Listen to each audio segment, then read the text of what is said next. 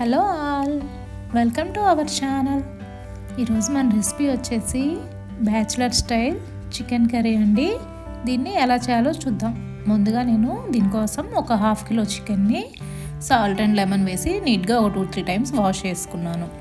ఇప్పుడు stove on చేసుకొని ఒక ప్యాన్ పెట్టుకుందాం.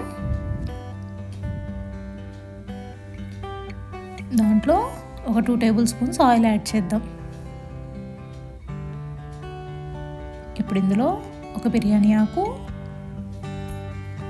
ఒక 3 లవంగాలు, 2 యాలకులు, 1 ఇంచ్ దాల్చిన చెక్క వేసి వీటిని కొంచెం ఫ్రై అవనిద్దాం.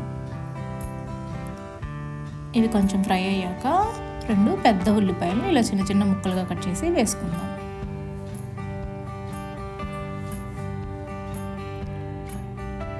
ఈ ఉల్లిపాయల్ని మధ్య మధ్యలో కలుపుకుంటూ బాగా ఫ్రై అవనివ్వాలి. ఉల్లిపాయలు ఫ్రై అవుతున్నప్పుడే అందులో 2 పచ్చిమిర్చి చీలికలు కూడా వేసుకుందాం.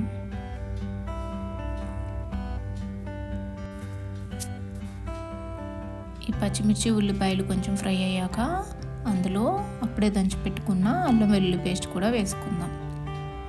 దీన్ని పచ్చివాసన పోయేంత వరకు వేయించుకోవాలి. అల్లం వెల్లుల్లి పేస్ట్ కూడా ఫ్రై అయ్యాక అందులో 2 టమాటోస్ని పేస్ట్లా చేసుకొని వేసుకుందాం. కావాలంటే మీరు చిన్న ముక్కలుగా కట్ చేసుకొని కూడా వేసుకోవచ్చు. నేను పేస్ట్ చేసుకొని వేసుకుంటున్నాను.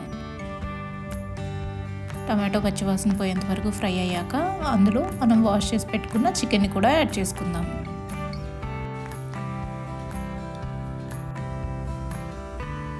పైన మూత పెట్టుకొని చికెన్లోని వాటర్ రిలీజ్ అయ్యి అవి కూడా ఇంకిపోయేంత వరకు ఫ్రై అవనిచ్చుకోవాలి. ఇలా కొంచెం ఫ్రై అయ్యాక ఇప్పుడు ఇందులో 1.5 స్పూన్ సాల్ట్, 1/2 స్పూన్ పసుపు వేసుకొని ఇదంతా ఒకసారి మిక్స్ చేసుకుందాం.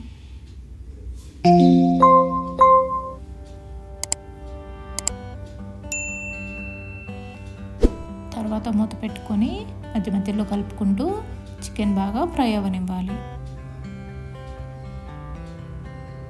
ఇలా చికెన్ ఫ్రై అయ్యాక అందులో 2 స్పూన్స్ కారం, 1 స్పూన్ గరం మసాలా, 1 స్పూన్ ధనియాల పొడి, 1/2 స్పూన్ చికెన్ మసాలా కూడా వేసుకొని ఈ మసాలా అంతటిని ఒకటిసారి కలుపుకుందాం.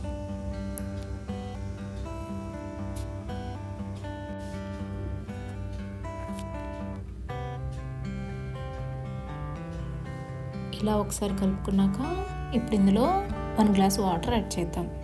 మీకు కొంచెం గ్రేవీ కావాలనుకుంటే ఇంకొద్దిగా వాటర్ వేసుకోవచ్చు.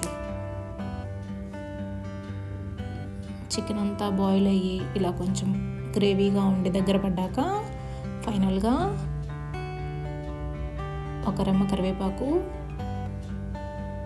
కొద్దిగా కొత్తిమీర వేసుకుందాం. కరివేపాకు వలన కర్రీకి కొద్దిగా టేస్ట్ యాడ్ అవుతుంది. ఇంతే అండి, సింపుల్గా టేస్టీగా ఉండే చికెన్ కర్రీ రెడీ. రెసిపీ నచ్చితే లైక్ చేసి సబ్స్క్రైబ్ చేసుకోండి. Thank you.